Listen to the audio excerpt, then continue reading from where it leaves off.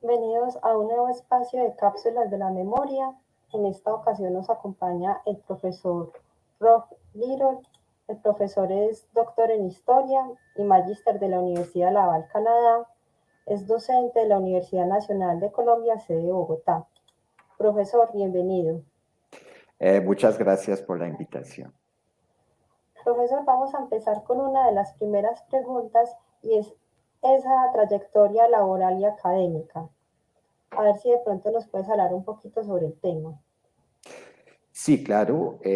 Primero, bueno, como usted acaba de mencionar, mi vinculación es con la Universidad Nacional de Colombia, en la sede de Bogotá, en el Departamento de Historia, desde 1996. Y tuve también vinculaciones, de hecho, cuando llegué a Colombia, hace ya como 28 años, empecé a dictar en la Universidad Javeriana, como prácticamente un año.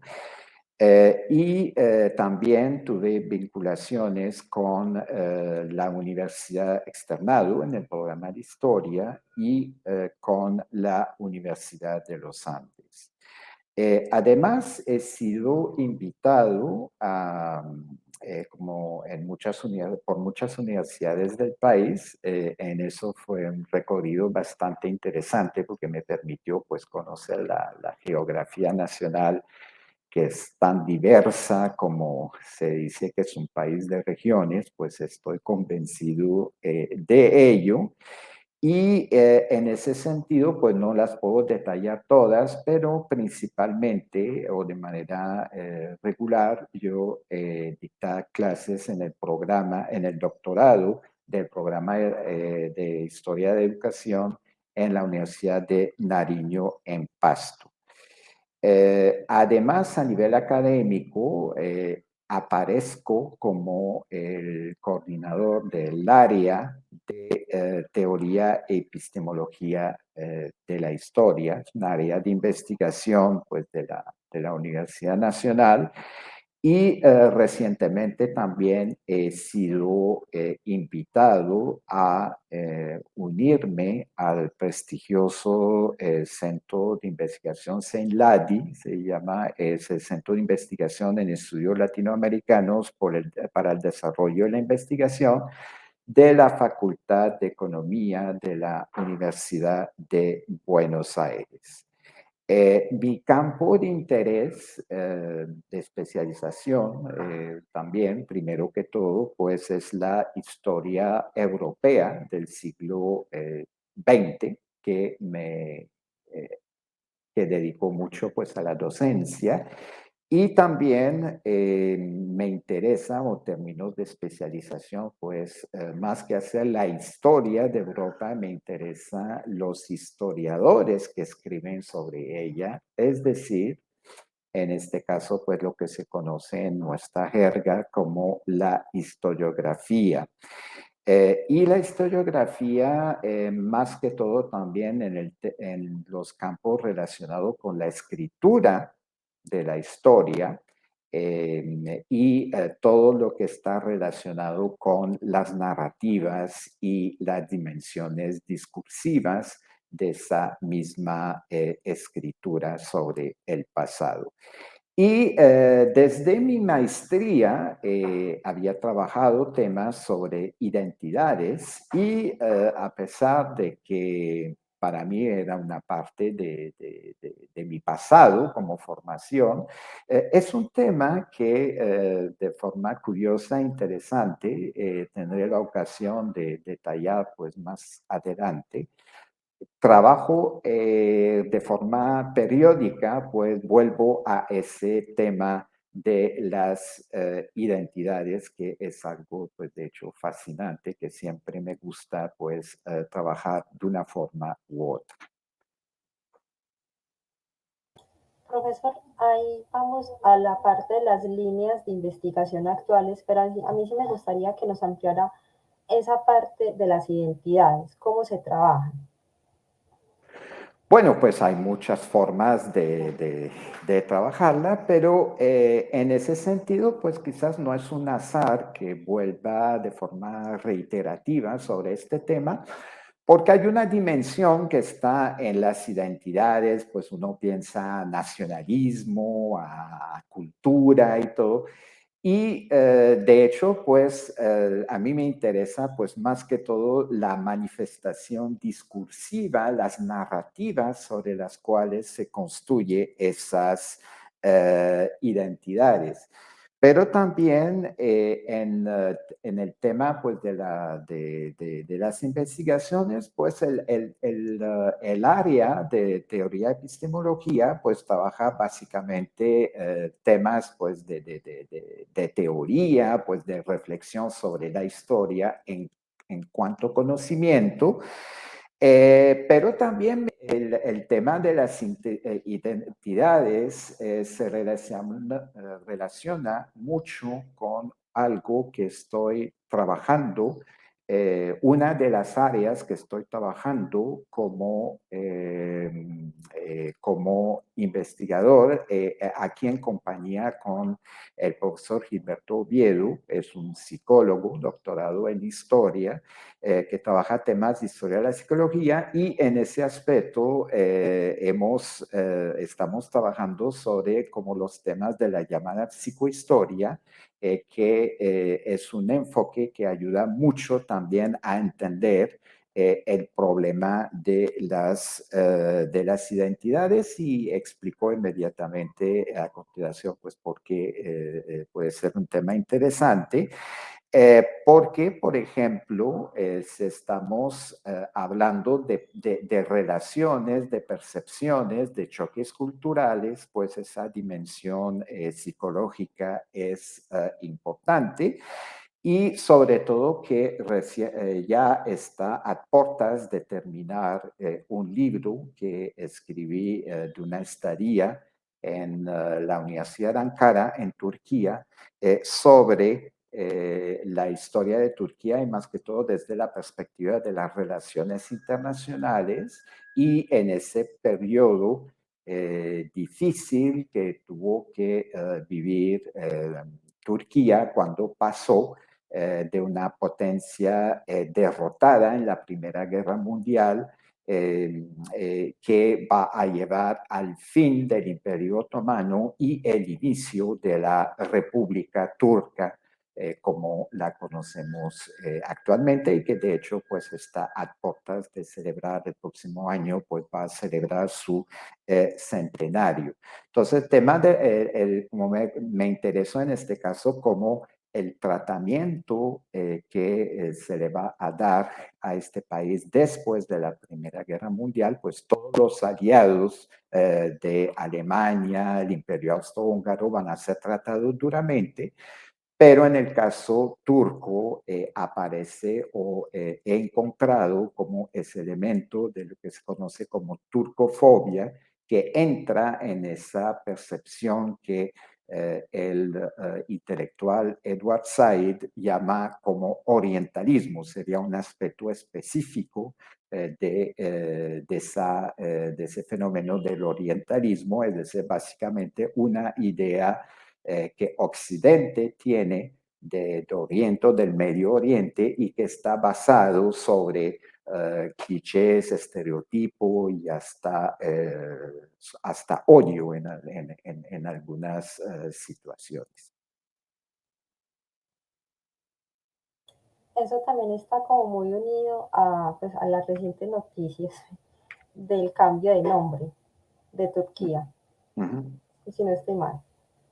Pues el cambio tiene más que todo que ver con el nombre que tiene en inglés, porque se confunde con pues la palabra Pau y pues eso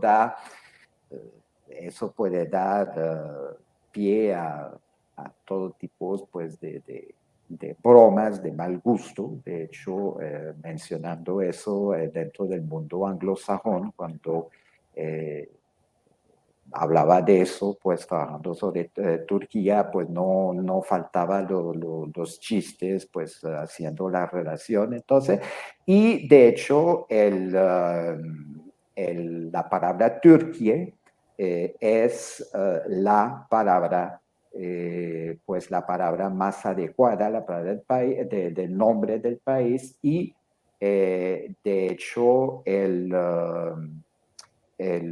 dentro pues de lo que se hay que respetar, pues el respeto hacia el otro, diría yo, hay que, en la medida de lo posible, en el nombre de los países, como en los apellidos de sus habitantes, pues tratar de decirlo en la medida de lo posible en en su nombre original o en la forma original que se pronuncia en la lengua, porque es una forma de respeto. De eso, pues yo estoy convencido. Personalmente, como canadiense, pues es algo que nos enseñaban en el colegio. Y algo que pequeño me hace recordar una anécdota, pues que me parecía supremamente agresivo cuando leía textos en español de historia en español de hace medio siglo hacia atrás, donde precisamente se traducía, en lugar de decir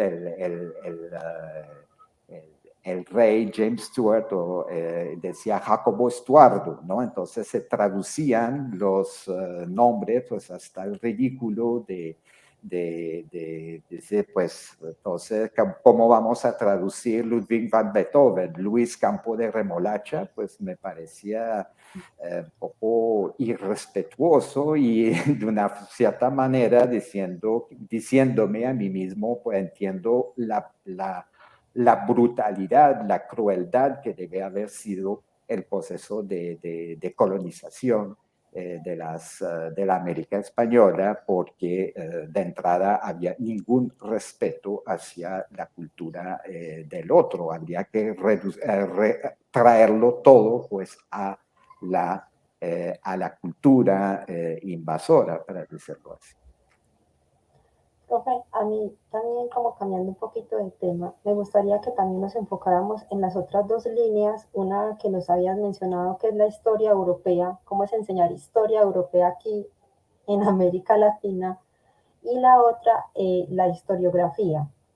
Sobre todo esa historiografía ya como más centrada en las personas que han hecho historia, que han redactado y las que estudiamos pues hoy en día. A ver si de pronto también podemos hablar sobre ese tema. Pues claro, de hecho, eso es un elemento que para mí está tocando un tema que para mí es fundamental, que ha sido durante y que sigue siendo un problema en el campo en este campo temático, y es que hay que enseñar la historia europea desde y para América Latina.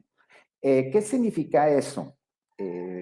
Pues como para ponerlo en términos sencillos, voy a presentar la historia de ese espacio como una gran historia, como son todas las historias de todas las civilizaciones, de todas las culturas, pero como una historia más dentro eh, de la del mundo, es decir, como una expresión geográfica más, y no esa idea que se conoce como eurocentrismo, donde decir pues, la cuna de la civilización o lo más desarrollado, y en esta relación precisamente hacia el otro, pues civilizado, no civilizado, o el modelo que hay que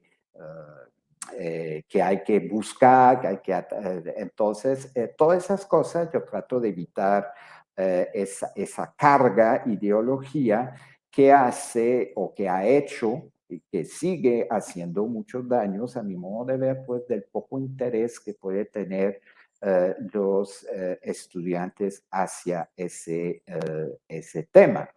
Y puedo dar puedo contar otra anécdota al respecto, que creo que el estudiante que mejor ha logrado pues esa intención mía, pues que respondió de forma máxima pues esa pretensión mía, era un estudiante pues de una comunidad indígena, de comunidad nativa del Putumayo, y que en el examen final escribió algo que solo por eso pues sacó la nota máxima, y era que escribió más o menos lo siguiente: que cuando era el colegio, los misioneros europeos nos decían que mi cultura era salvaje y bárbara. Ahora bien, después de estudiar la historia de ellos, porque era el periodo pues entre de la Primera Guerra Mundial hasta 1945, es decir, las dos guerras mundiales, entonces redacta, bueno, después de estudiar su historia, me doy cuenta que eran iguales o hasta más bárbaros que nosotros. Entonces, eso es un ejemplo de lo que estoy tratando de entender. No solamente eso, pero por ejemplo en el periodo de entreguerras es muy interesante porque hay regiones de Europa donde los procesos pues permiten, sobre todo en la parte central y oriental y balcánica de Europa, en el periodo de entreguerra, se puede entender que hay muchas similitudes, hay muchos problemas sociales, económicos, culturales, que se parece a, que se puede conectar con lo que está la América Latina de aquel entonces, incluso de hoy día en muchos aspectos, entre muchas otras posibilidades que existen en este caso, ¿no? Profesor, y ahí vamos ya a la parte como de las publicaciones actuales y la participación académica, cómo conectar esa enseñanza que se da pues en las aulas ya para el ámbito como divulgativo, de pronto también como de los semilleros o de esos campos que ya es como la conexión de una persona como investigador y a un público en específico. Ya nos habías hablado del libro que está próximo a publicar. De pronto, si tenemos fechas. Bueno, fechas no, pero probablemente ya estoy en la etapa final de hacer paso por jurado y todo. Pues se va a publicar, pues la publicación como tal puede ser un proceso bastante rápido, pero con seguridad sale por razones estratégicas en el 2023, pues en el centenario de la República Turca, porque precisamente ese texto tiene mucho que ver con los orígenes de lo que van a llevar a la República Turca. Aunque no me meto en la historia interna como tal, la veo desde las relaciones internacionales y el tratado de paz, un primer tratado de paz muy humillante, muy duro, que las potencias, básicamente pues el Reino Unido, principalmente el Reino Unido, pero también otras como Francia e Italia, que quisieron pues imponer un reparto típicamente imperialista, pero eso hay una reacción turca al respecto, pues está que se conoce pues desde la perspectiva turca como la guerra de independencia, una reacción de tipo nacionalista a través de pues es toda la gesta de Mustafa Kemal Atatürk que resiste a las pretensiones pues, de la imposición de ese tratado. Va a seguir una cruenta guerra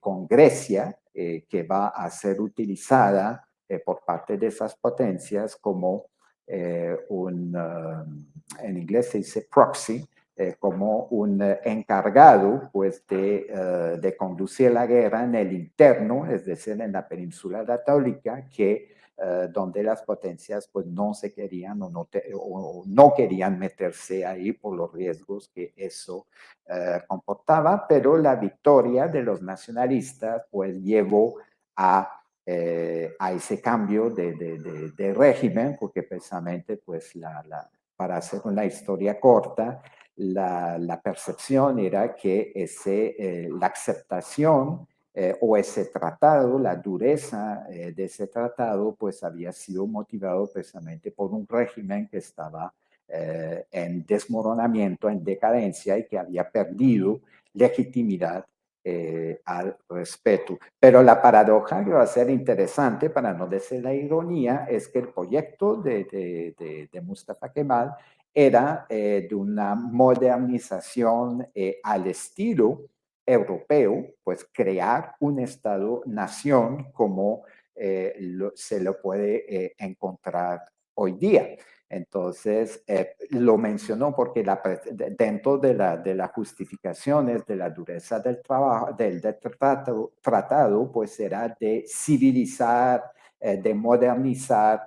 La justificación era de modernizar y de civilizar a los turcos, pero entonces el proyecto de Kemal fue fuertemente de inspiración europea y más que todo pues de los principios del nacionalismo y de los principios de la ilustración.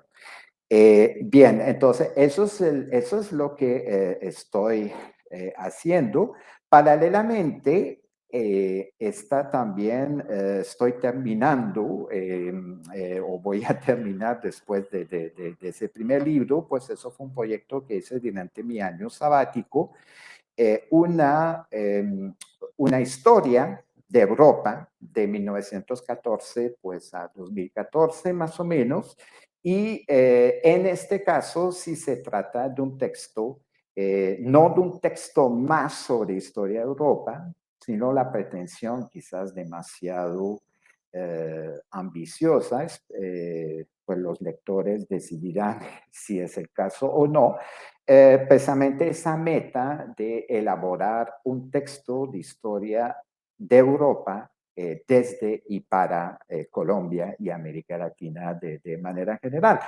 Y eso porque lo que nos llega de Europa, pues cuando hablamos de traducción, pues hubo desde el siglo XXI, en los años 80, 90, está lo que hace la editorial Crítica en España, o si uno los lee pues en inglés, pues son textos europeos hechos por europeos para europeos.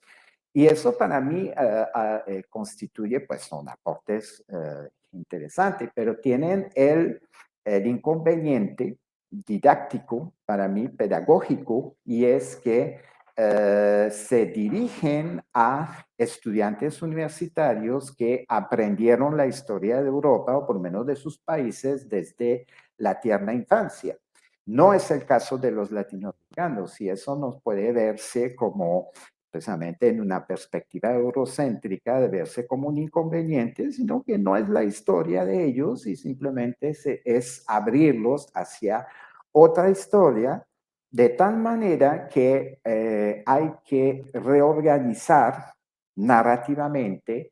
Hay unos hechos pues que son hay hechos pues que son comunes que hay que tener en cuenta, pero o son comunes o hay que pasar por otras perspectivas o hay que pues explicar que la significación de los hechos o la perspectiva no son necesariamente la misma. Entonces, eso es pues el otro gran proyecto que está en vía de terminar. Pero curiosamente, la redacción de libros para mí es un fenómeno reciente, porque las publicaciones, usted mira pues mis publicaciones, que sea en Severa, que sea en las redes sociales de la investigación, que sería ResearchGate, que es la especie de Facebook de los investigadores del mundo académico o academia. Mi publicación ha sido más que todo artículos de revistas. Estuve renuente durante mucho tiempo a escribir libros, quizás, bueno, habría muchas razones por ellas que no quiero detallar acá, pero primero considero que antes de escribir libros, pues hay que tener algo que decir. Y en ese sentido, pues quizás el ejemplo que daba con el curso de historia de Europa, yo habría podido escribir ese libro mucho tiempo atrás, pero no ese libro como lo redacté ahora. Y por el otro lado, creo que antes de escribir libros, pues yo sí soy un ferviente defensor de una idea que se considera como anticuada del siglo pasado e incluso antes, de que antes un investigador, una investigadora, escribe libros cuando ya ha llegado pues a un cierto nivel de madurez. Y primero, pues lo que hace son más investigaciones, son más monografías y cosas por el estilo. Entonces, tengo publicaciones, tengo en revistas, más que todo en forma de artículos, que están en revistas indexadas, pero también hay un componente que a mí siempre fue importante y es el de la divulgación. Entonces tengo muchos artículos que aparecieron pues en revistas que no son del mundo de la academia, la A mayúscula, de esas famosas revistas indexadas que encontramos en los bancos de datos, sino pues, pero sí revistas académicas que pues pueden tener un impacto local, un impacto regional, etcétera. Y de hecho lo que me llama la atención con esas plataformas como ResearchGate y Academia, me doy cuenta que los lectores de esos artículos de divulgación son muy altos y de hecho generalmente mucho más altos que de los artículos pues más de carácter historiográfico, teórico, epistemológico. Entonces, como para sintetizar, y bueno, por supuesto, yo iba a olvidar mencionar eso, muchos capítulos de libros, eso sí, dentro de lo que se conoce como esos compendios, esos readers, que son también un instrumento muy importante para la docencia. De hecho, pues mi política de publicación se orientaba siempre en función de la docencia. Para mí las dos son inseparables.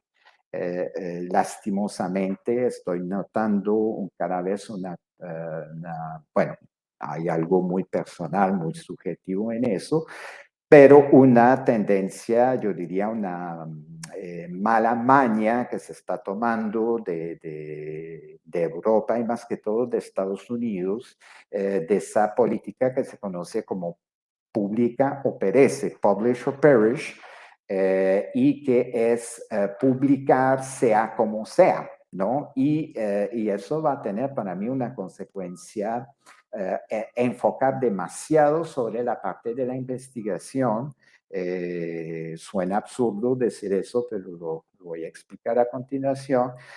Lleva a, y eso es lo que me preocupa, un descuido, para no decir en algunos casos, afortunadamente minoritario, un desprecio hacia la enseñanza, porque se las ve en la actitud que ay, tengo demasiado cursos, eso me quita tiempo para las investigaciones y cosas por el estilo. Entonces, yo soy de los que creen que, de hecho, pues la investigación y la docencia son íntimamente relacionadas y uno no va sin el otro, y que muchas veces, y Afortunadamente, cuando hay un programa como el de la Universidad Nacional que tiene esa sinergia con la investigación, porque dentro de su currículo hay espacios, hay muchos espacios que se reservan del pregrado al doctorado, que se reservan precisamente donde la docencia sirve como espacio para ventilar las investigaciones de uno. Entonces, ahora sintetizando con los productos, bueno, está de historia general de Europa o temas pues más de carácter monográfico, pero que tienen que ver con la historia de Europa del siglo XIX y XX, porque manejo los dos periodos, los dos siglos, pero últimamente me he trabajado más el siglo XX que el anterior, aunque sigo pues interesándome al siglo XIX. Los temas de historiografía que hay que precisar, porque hay tres tipos de historiografía. No estoy tratando de decir aquí que uno es más noble, es más profunda, es más interesante que la otra, pues eso es perfectamente loable, sea como sea.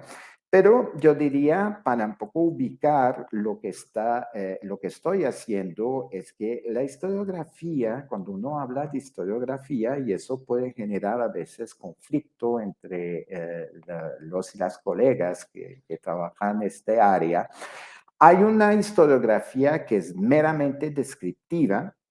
Creo que el ejemplo perfecto en este caso pues es el texto de Alexander Betancourt sobre Nación e Historia, ¿no? Donde está, él hace un recorrido muy interesante, muy útil de quiénes son los que escriben sobre historia en Colombia desde su independencia. Entonces, pues es un tema pues que es mucho más descriptivo, mucho más taxonómico, porque son tales personajes que escriben que escribió tal cosa, tal obras, etcétera, etcétera. Hay una segunda dimensión de la historiografía que va más hacia, suena redundante, pero creo que es la mejor definición que le podemos dar, que se llama historia de la historia. Entonces ya miramos la escritura de la historia desde una perspectiva de duración que va más allá de simplemente ubicar las obras en un espacio-tiempo, sino que el fenómeno de la duración aquí va a jugar en tanto pues en las escuelas, diferentes concepciones, hay toda una parte de contexto aquí que es importante. Y la tercera, que es la que trabajo, pues ya no la voy a detallar más porque creo que ya fui claro al respecto, es la parte más teórica, conceptual de la historiografía. Entonces, en eso me dedico, en eso he publicado esencialmente. Y la historiografía, que desde mi doctorado me interesé a precisamente cómo se escribía, cómo se concebía la historia en el mundo comunista, mundo del socialismo real, como se lo llamaban oficialmente, y particularmente en mi caso, pues que trabajé sobre Polonia, la Polonia del periodo socialista. Me interesé después mucho a lo relacionado con la historia, las relaciones entre historia y filosofía o las dimensiones filosóficas de la historia. Particularmente, pues me centré en dos pensadores, que fue Nietzsche y el filósofo de origen rumano y radicado en Francia, Émile Cioran. Por supuesto, pues volvemos, le dije que iba a ser algo reiterativo sobre las identidades, sobre jóvenes inmigrantes en este caso, pues polacos en la provincia de Quebec y cómo se relacionaba con la historia del país de origen.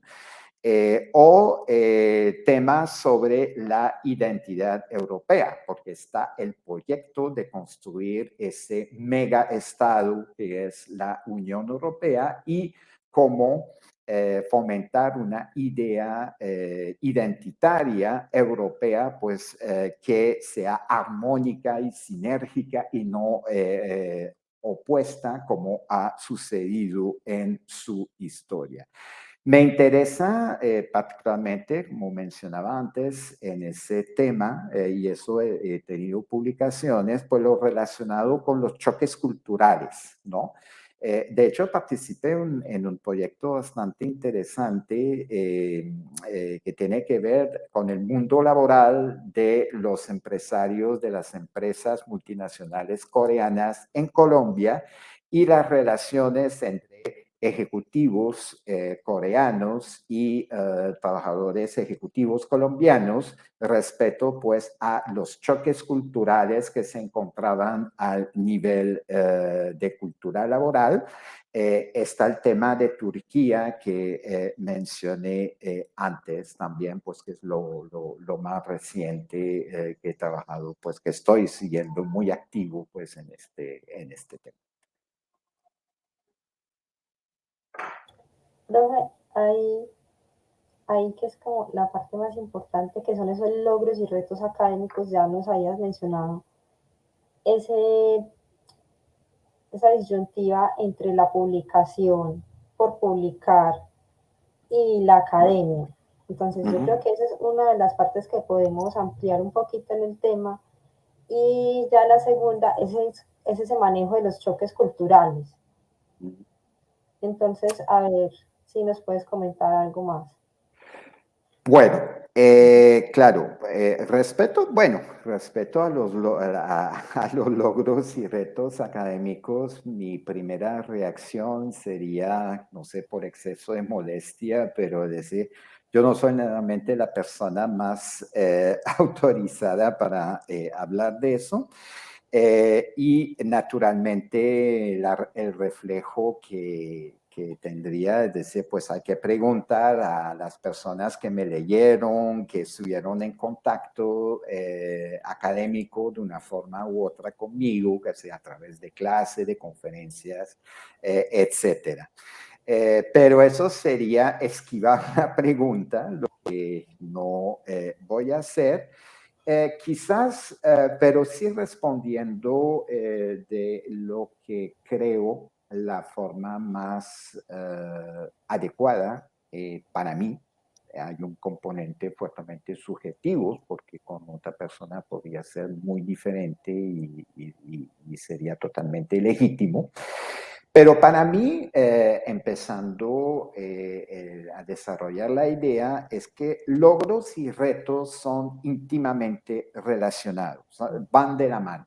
En mi carrera eso fue así.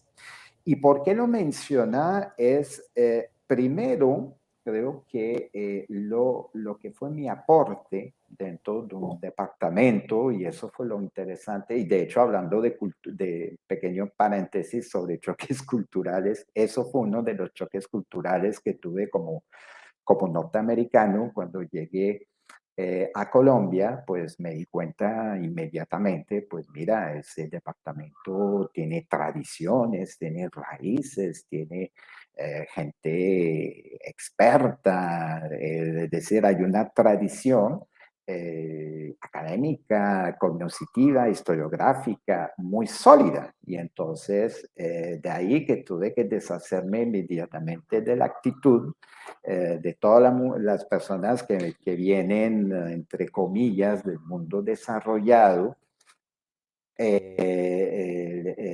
y pensar, decir que sería mi aporte, mi contribución, o para usar una metáfora que siempre me gusta, que sería el ladrillo o el grano de arena que podría aportar ahí. Y en ese sentido yo podría resumirlo en tres ejes. Primero fue motivar estudios sobre temas de epistemología. ese departamento que mencionaba con su tradición, su solidez académica, su solidez profesional, se desarrolló en los años 70 y 80 desde la perspectiva de la nueva historia. Llegaron egresados nacionales, pues formados desde ya los preceptos de una historia de tipo profesionalizante que introdujo Jaramillo Uribe, que fue el pionero, Germán Colmenares, otras personas, pero ya es la generación de personas que fueron formadas académicamente en historia, llegaron con doctorados en historia y introdujeron esa nueva, lo que conocen en historiografía como la nueva historia colombiana, que ya criolizó unos modelos que venían del exterior, pues más que todo pues de influencia francesa, pero hubo de todos, ¿no? O egresados de la Unión Soviética, egresados del Reino Unido, de Francia, de Estados Unidos, y cada uno pues aportó ya en esa historia que se interesaba pues más por las estructuras y los grandes procesos que pues la historia más local de tipo monográfica, de tipo biográfica y cosas o como se le decía coloquialmente pues parroquial, ¿no? Entonces, ahí vino el ambicioso proyecto del doctorado en historia comparada, precisamente para romper con ese parroquialismo, perdón, y en ese sentido, ya pues hubo intereses para la metodología, la teoría, y entonces pues llegué con mi formación pues en este terreno de la profesión que se reflexiona sobre sí misma como forma de conocimiento, concepción del mundo y cosas por el estilo, ¿no? Entonces, he graduado y sigo graduando estudiantes a nivel de tesis, pues sobre ese tipo de problemas. Segundo, esa llegada, pues, de esa segunda generación de la nueva historia colombiana, pues, en este caso, llegué pues con unas ideas no mejor, pero diferente, y sobre todo orientado, pues, de hecho ya había sido formado como ellos lo habían sido, pero sí con una diferencia es ya aunque sigo defendiendo el marco disciplinar de la historia, yo recibí una formación, de hecho, pues entre dos mundos, estando en Laval. Laval es una universidad francófona en un mar anglosajón. Teníamos de la tradición francesa, teníamos de la tradición anglosajona, tenemos también pues lo que llamamos los canadianistas, como los especialistas de historia canadiense, que generalmente pues, y eso otra vez un pequeño paréntesis para salir del abstracto, en el mundo del abstracto, en el cual me estoy expresando, perdón,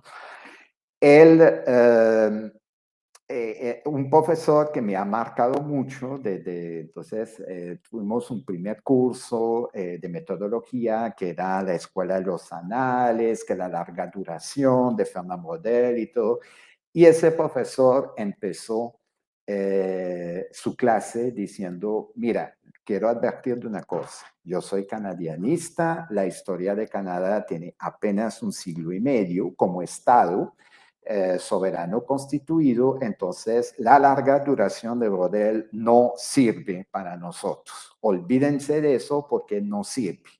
Entonces, es ahí que aprendí que había, ay, mira, y con los compañeros de estudios, que hay diferentes formas radicalmente diferentes de concebir la historia en términos de duración, y no la idea de que no era Brodel, era la larga duración y nada más, ¿no? Entonces, esa flexibilización, pues traté la llevé conmigo en forma de un reflejo de algo natural en mí, pues lo he siempre tratado de expresar pues en mi clase, que yo puedo tener mis preferencias eh, temáticas, de tiempos, de duración, de posiciones metodológicas, teóricas y todo, pero soy respetuoso de que hay otras formas, hay otros temas, y eso es válido, y hay que motivarla, ¿no? Y no solamente decir, pues no, si yo trabajo historia cultural, lo que sale de la cultura no me interesa, o eso no, o peor, pues no me interesa, pues es legítimo, pero decir eso no es historia, yo siempre he tenido problema con este tipo de posición. Entonces, la flexibilización y la apertura han sido para mí muy importantes, y los logros, pues yo creo que los he, vale la redundancia, logrado cuando me encontré con los estudiantes, las estudiantes, pues una vez egresados, como pues eso les ha servido de una manera o de la otra. Y concomitante a lo anterior, yo diría que eso ha sido como mi historia, la historia de mi vida académica es, creo que mi más importante logro en ese sentido ha sido de sacar adelante lo que se consideraría como, lo podría calificar aquí, de estudiantes huérfanos, o para hablar más coloquialmente, pues yo diría los perros o los gatos callejeros. Es decir, como ellos mismos se denominaban, es decir, muchos estudiantes que se encontraban huérfanos porque podían llegar con unas propuestas investigativas, sobre todo a nivel de posgrado, pues en el pregrado también, pero en el pregrado es mucho más fácil sacarlos adelante, debido pues a que el trabajo de grado pues es una cosa entre el profesor, la profesora y el estudiante. Pero entonces, diferentes dificultades que se podían topar los estudiantes, las estudiantes de posgrado, frente a temas, a enfoques de posiciones conceptuales, teóricas, etcétera, etcétera, que se encontraban en una situación que no tenían director, no tenían asesor, o porque no encontraban a alguien compatible, o simplemente por las personas no querían, los asesores no querían dirigir ese tipo de tesis, etcétera. Entonces yo he logrado sacar una cantidad de esos huérfanos, pero bueno, con una condición, es decir, por eso he dirigido muchas tesis, pues a veces, decir, como él que hace historia europea, termino dirigiendo tesis sobre historia de Colombia.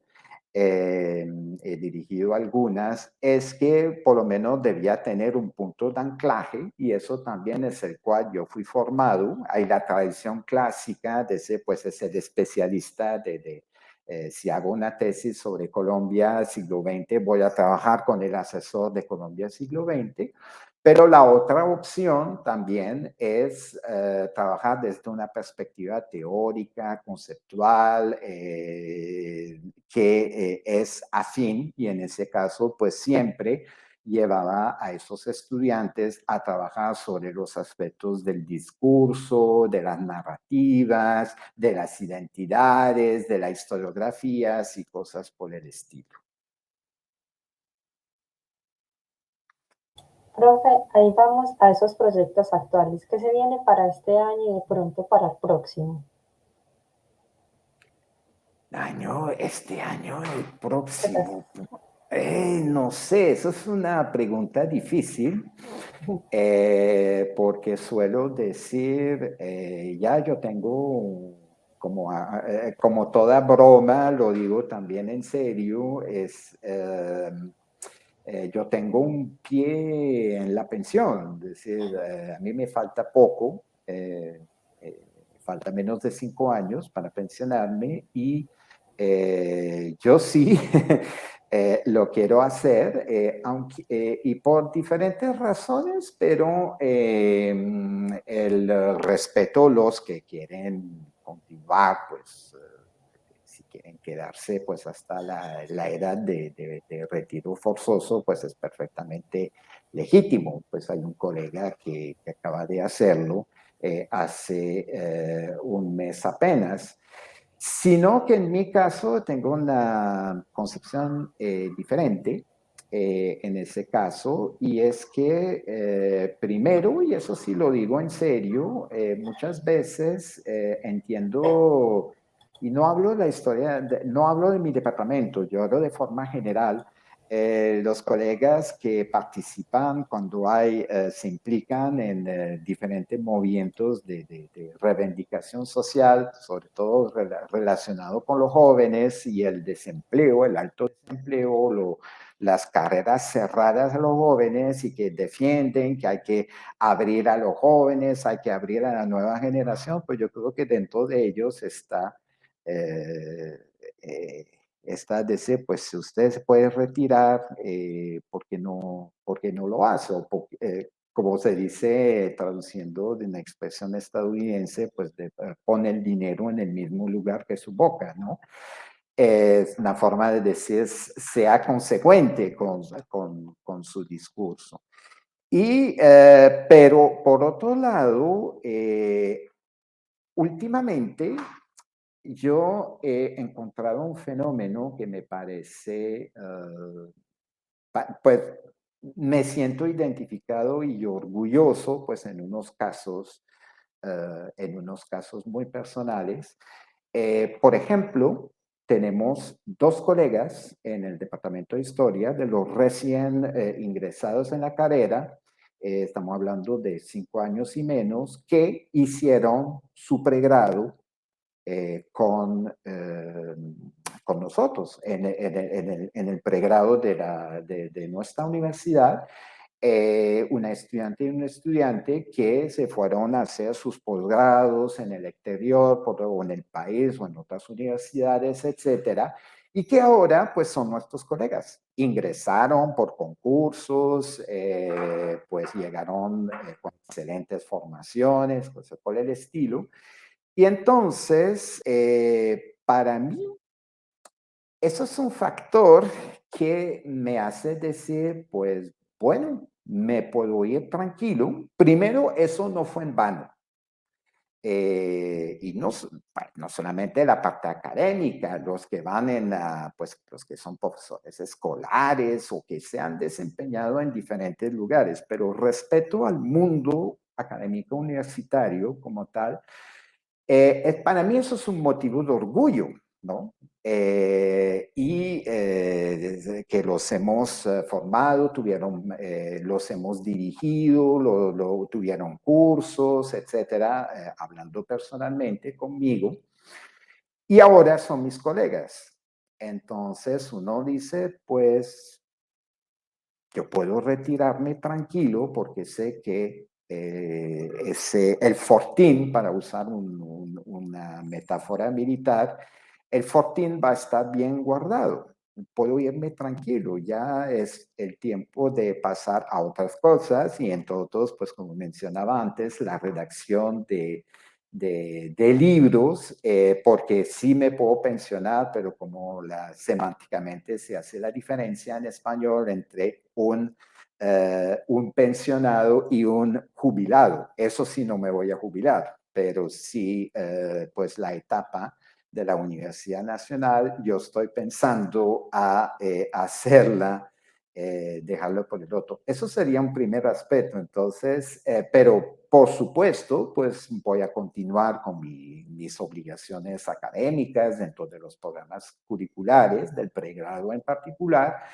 Y de hecho, pues sí, siguiendo en esos temas, pero me he apasionado mucho por la historia turca, como mencionaba antes, porque siempre me ha gustado trabajar las zonas fronteras, que sea a nivel cultural, pues más que todo, pues a nivel de la teoría, a nivel de la cultura, esas zonas fronteras que las cosas no son blanco y negros, son colorados, son muy sutiles, hay matices tremendamente sutiles y es lo que me fascina del caso turco, porque como lo decía mi colega, el profesor Kutlu, que es el director del Centro de Estudios Latinoamericanos de la Universidad de Ankara, que él es un latinoamericanista, a Turquía sería como el más occidental de los países asiáticos y es el más asiático de los países europeos. De hecho, eh, adentrándome en esa historia turca, se puede entender que, bueno, si hablamos del siglo XVI a XVIII y en buena parte del XIX, eso estaba claro, es decir, eh, si no se integra el Imperio Otomano, no se entiende la historia europea, pero incluso hoy día, pues yo creo que hay, por las razones que acabé de mencionar, pues es importante tenerla en cuenta y por esas zonas imprecisas de grises, de matices tremendamente sutiles, pues me está apasionando mucho. Entonces, yo me estoy orientando más por estos lados, pero también con mi actividad con el Seinladi, perdón, me estoy preparando para el próximo congreso que habrá en octubre en Buenos Aires, sobre las percepciones de Mercosur por parte de los historiadores europeos. Es decir, yo sigo en el tema de la historiografía. Esos son los temas pues, más actuales que estoy trabajando en ese momento. Entonces, profundizar en esta problemática de la turcofobia y por el otro lado, pues ese proyecto con el Ceilandi. Profesor, hay una parte muy importante que es importante recordar y es esa parte de la unión de la Academia Huilense de Historia. Ya usted es miembro. A mí me gustaría que habláramos un poquito de eso y de los proyectos que tiene con la Academia. Sí, claro. De hecho, cuando hablaba de pensión, pues eso es mi plan de pensión. Radicarme en Neiva, donde mi esposa es oriunda. De hecho, pues ya la paso mucho también en Neiva cada vez que puedo hacerlo. Y entonces la linda invitación que hicieron pues, los miembros de la academia a través de Olmedo Polanco y Marta Barrero, la presidenta de la Asociación Colombiana de Historia, a ingresar en la academia, lo que me sentí honrado y me acepté de inmediato y con mucho entusiasmo. De hecho, pues hay una grabación, si no me equivoco, que pueden acceder sobre lo que fue mi conferencia de recepción en la academia, que fue sobre historiografía precisamente, y lo hice pues sobre algo que he trabajado toda mi vida, pero también el interés de continuar y de desarrollarlo desde la perspectiva de la región y del Huila, porque todavía hay pocos estudios sobre historiografía colombiana, o por lo menos que no se limita a lo descriptivo. Cité el trabajo de Betancourt, que es muy importante, pero es también importante profundizar al nivel nacional y desde regional y desde la perspectiva que he mencionado a diferentes oportunidades. No se trata solamente de enfocar en la historia profesional, porque si la historia como conocimiento, pues tiene más de 2 milenios, pero el fenómeno de la profesionalización es algo más reciente. Entonces, ahora hay profesionales, historiadores en el Huila, pero hubo pioneros, hubo antecesores que no hay que ignorar porque de una forma u otra dejaron su huella, dejaron su impacto. Y lo quisiera hacer en esa forma de historia, de hacer de la historia en el Huila, desde su fundación como departamento. Ese es el proyecto que, pues cuando puedo, le dedica un tiempo, pero eso es algo que voy a meterme sistemáticamente, pues probablemente dentro de 2 a 3 años. Eso es el compromiso que adquirí con la Academia Huilense de Historia, pues por haberme recibido, haberme hecho que me siento honrado de haber sido recibido en sus rangos.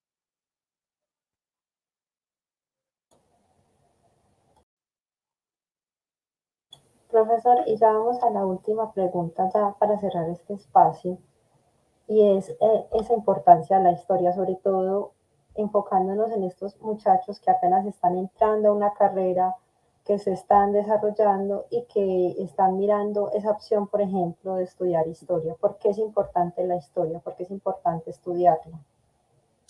Bueno, antes de responder, esas preguntas sí son las que a mí me gustan mucho porque especialmente dentro del campo de investigación que me interesa.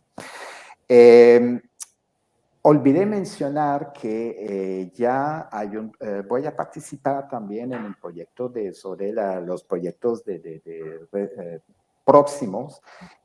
Voy a trabajar, voy a participar o voy a ser encargado de la parte colombiana sobre un gran proyecto que tiene el Ministerio de Relaciones Exteriores turca, de la República Turca, que va a financiar el proyecto a través de ese Centro de Estudios Latinoamericanos de la Universidad de Ankara, un proyecto sobre inmigración otomana en América Latina, es decir, en ese caso, pues interesar hasta el fin del Estado del Imperio Otomano en 1920, los inmigrantes que a partir de los años 70 del siglo XIX hasta 1920 han ido a América Latina, quiénes son, de qué orígenes étnicas y todos son, pues eso es una parte que que va a estar en desarrollo recientemente.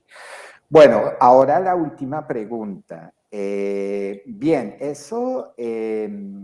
muchas veces me han hecho la pregunta, ¿por qué hoy día? La pregunta se orienta sobre hoy. Y esa es una primera, pues una mala maña que he tomado de los construccionistas de no responder a las preguntas, sino de construirlas. Pero dicho en serio, no es solamente hoy día, aunque sí voy a responder, no trato de esquivar la pregunta, pero diría de entrada, por principio, no importa la época, siempre, o el área cultural, siempre será importante estudiar la historia. Sobre todo cuando para mí la historia no es solamente saber sobre el pasado, pero, y eso es lo que mi campo investigativo, que he detallado pues en las preguntas anteriores, he tratado de responder, es la historia que se piensa, que sirve para pensar ¿no? Eso para mí es un aspecto muy importante, o lo que un historiador famoso norteamericano ha presentado como metahistoria. Entonces, sin importar la época, pues siempre será importante estudiar la razón. Pues cada área cultural, cada civilización o hasta cada individuo va a tener razones diferentes. Y eso está bien. Eso es lo que precisamente hace la riqueza de los estudios históricos. Pero entonces, si miramos siguiendo pues en lo conceptual, las razones yo diría que son individuales como son societales, ¿no? Y a nivel individual yo diría pues todas las razones posibles e imaginables en este caso. Y al nivel societal, pues ya es algo pues más reducido, o lo reduciría para mí a pues entendernos. Eso sería la parada que resume toda esa idea, entendernos de que sea forma de una extra o de una introspección, ¿sí? O mirarnos hacia nosotros o mirarse hacia afuera.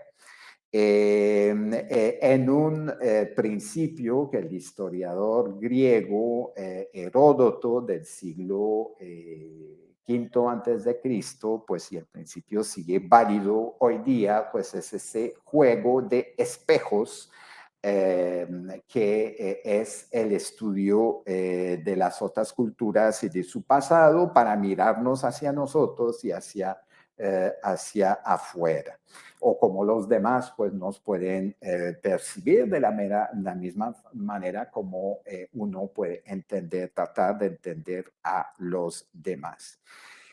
Ahora si hablamos de hoy día, sí, más que nunca estudiar la historia es importante hoy día, pero ya se trata de razones muy diferentes, que es, vuelvo a decir, pues es una percepción mía.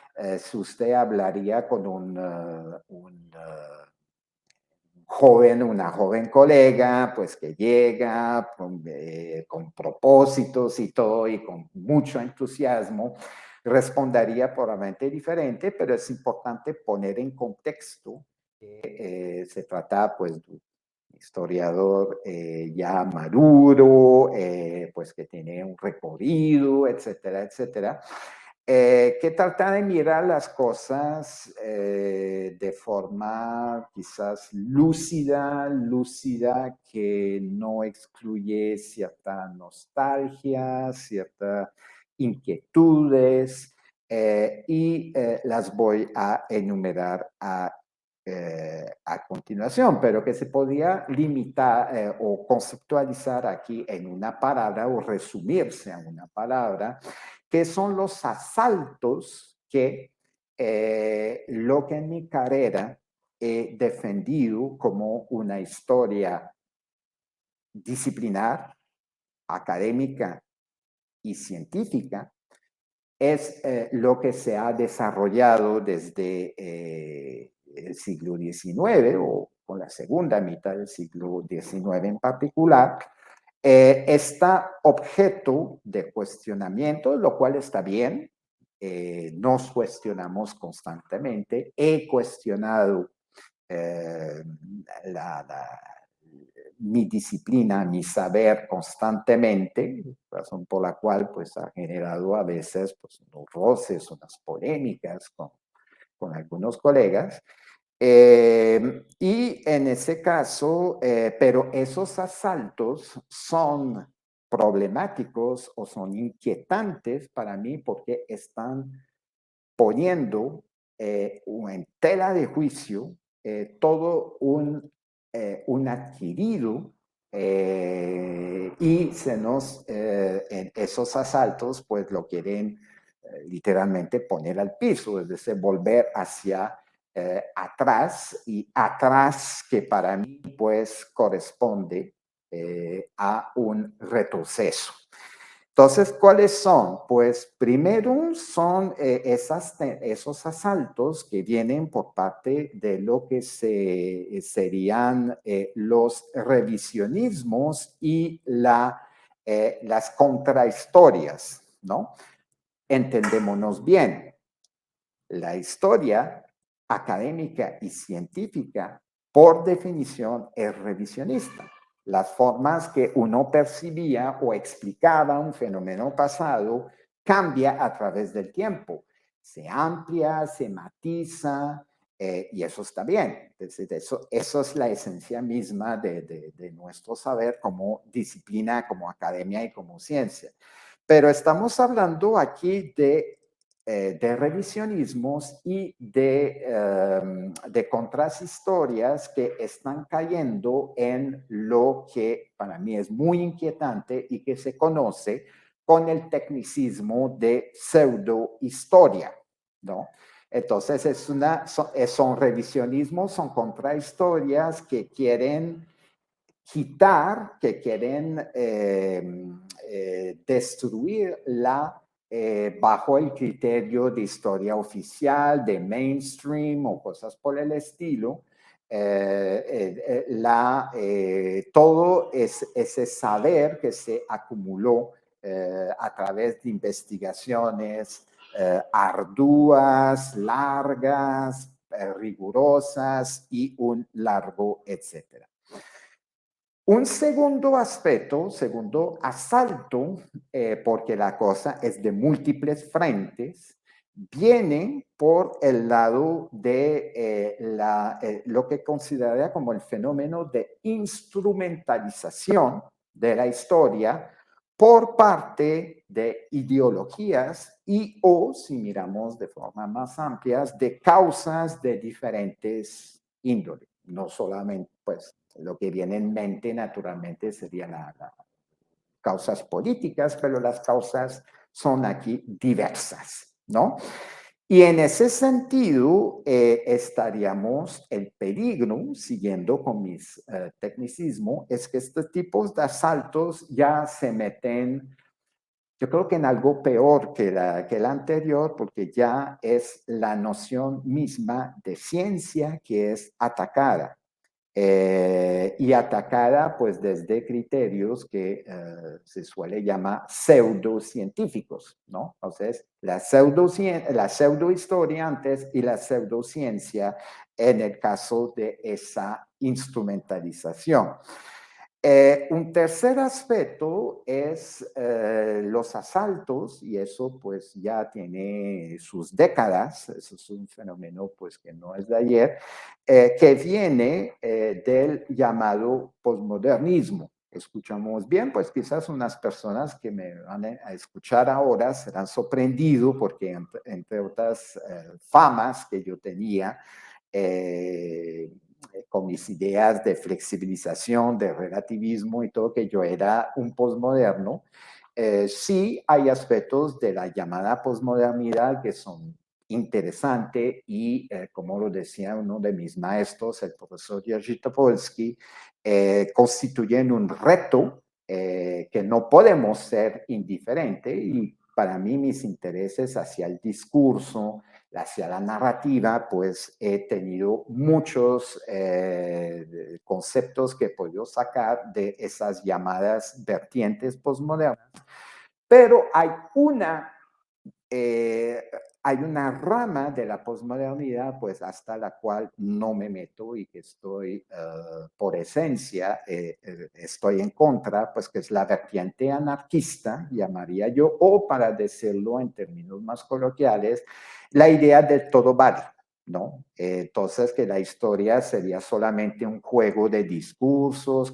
que no hay verdad, que es totalmente arbitraria, subjetivo, etcétera, etcétera. Entonces, pues una forma de historia vale la otra. Yo utilizo los conceptos, las palabras, las nociones a mi antojo y cosas por el estilo. Entonces, estaba la idea del todo vale.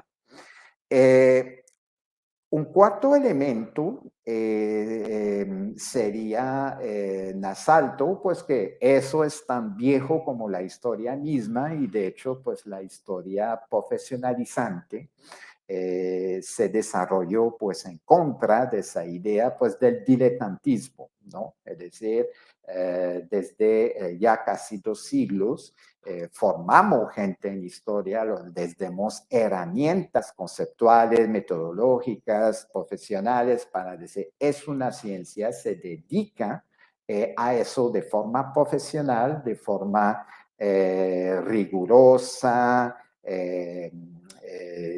minuciosa, rigurosa, ética, etcétera. Entonces, la idea, y eso tiene mucho que ver con el desarrollo de la web, que ahora pues todos podemos ser historiadores o nos presentamos como historiadores o historiadoras, y cosas, o que los para tomar un ejemplo profesional, pues uno dice a los estudiantes, ustedes están en una academia, están en una carrera profesional, se le hace un trabajo, entonces para ellos tomar un comentario de Facebook o de tomar de un gran especialista del tema, pues es la misma cosa, ¿no? No hay sentido de distancia crítica, de sobrepesar pues, los argumentos, de eso, ¿no?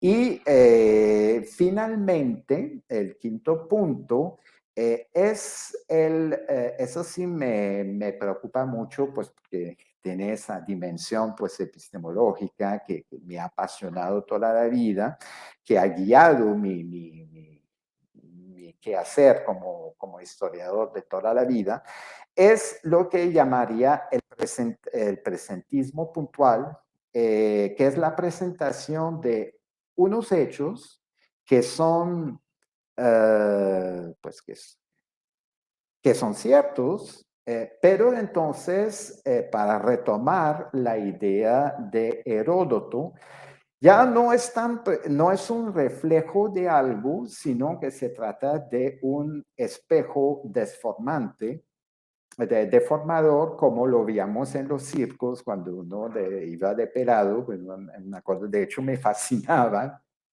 eh, y que enfocan los acontecimientos pues sin contexto, es la inmediatez, incluso la redundancia vale en ese caso de una inmediatez inmediata, no se pone en una contextualización de tipo social, de tipo económica, cultural y menos desde una perspectiva temporal, es el acontecimiento tal cual, así y no es simplemente decir el qué sin tratar de decir cómo, por qué, para qué. Es solamente esa idea que para mí discrepo completamente. Es decir, los hechos hablan por sí solos y no, los hechos no hablan por sí solos.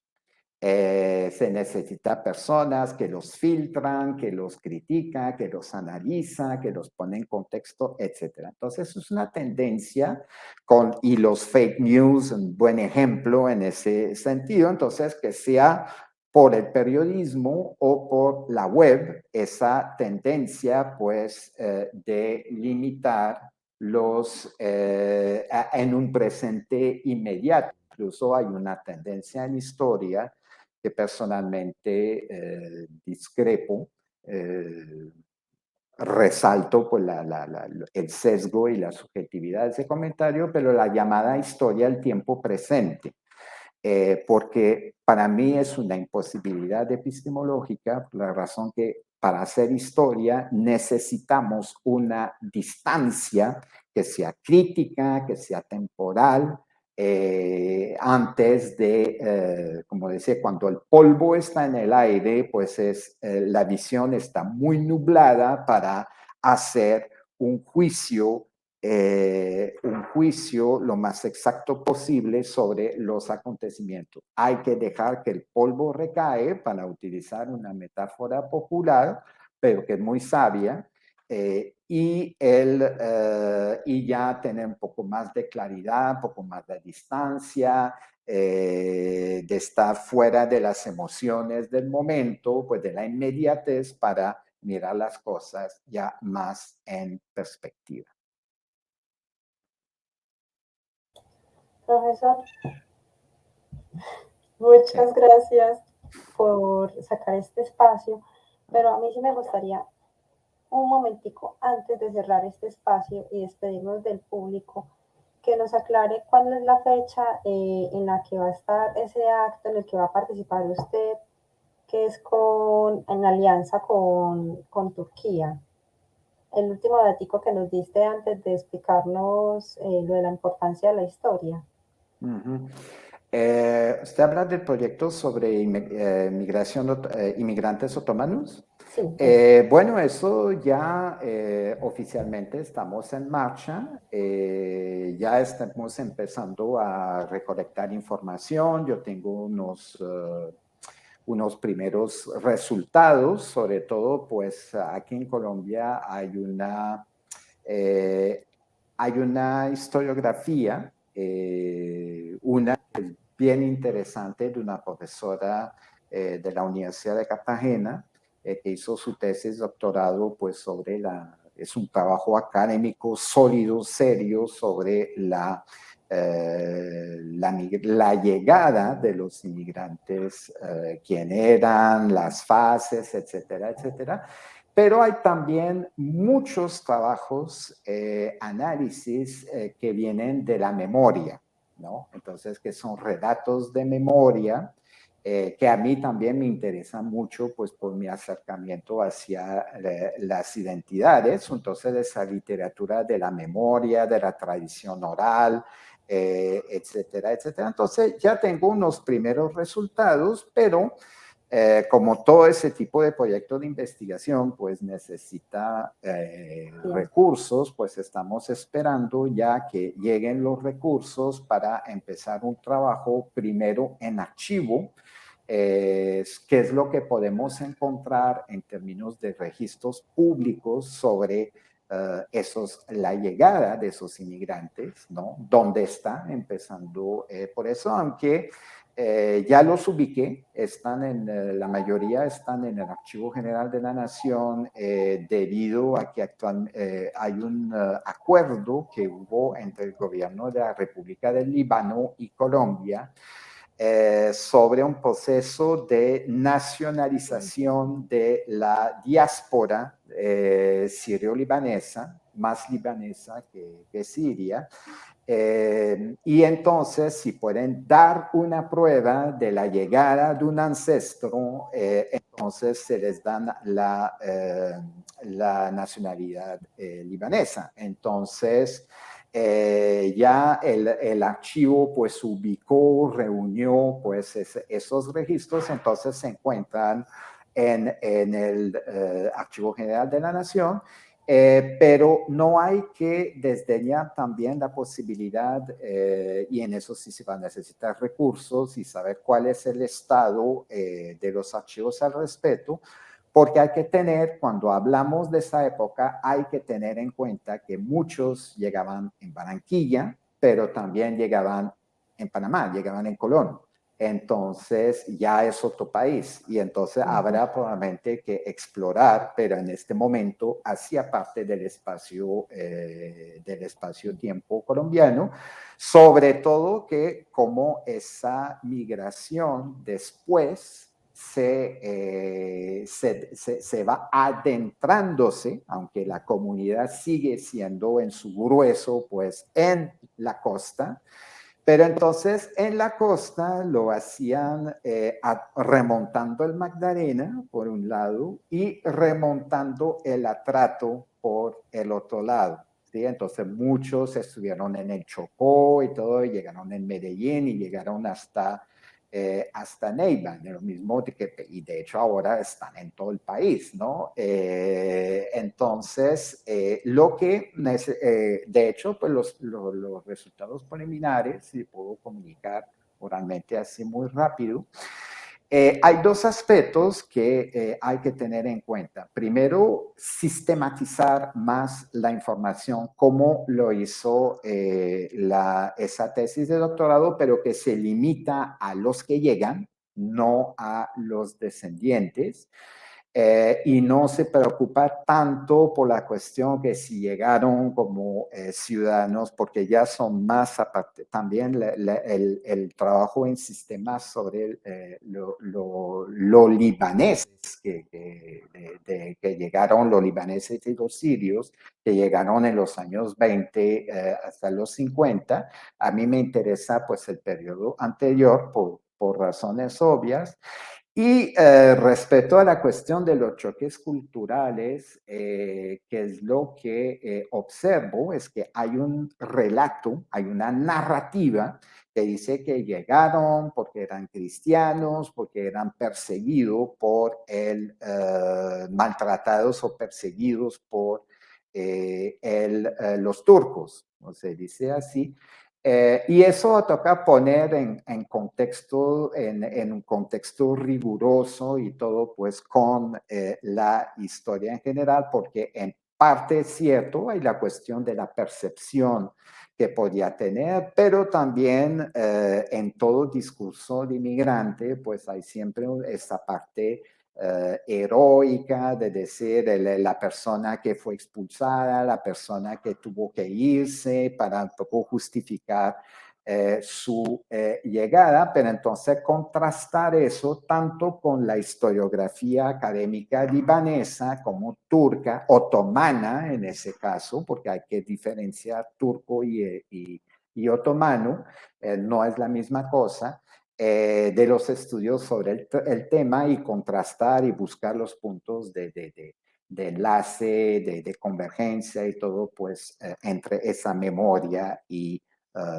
entonces son dos aspectos. Primero, pues una evidencia empírica como más sólida y segundo, pues esos aspectos de identidad historiográfico, de discursos, de narrativa, pues que a mí me apasionan, pues que es mi interés principal al respecto. Profesor, muchas gracias. El tiempo es tirano en este momento. Nos despedimos de nuestro público. Los esperamos en una próxima cápsula de la memoria, profesor. Hasta luego y nos vemos. Muchas gracias por la invitación. Fue un momento muy agradable, muy interesante y muy agradable.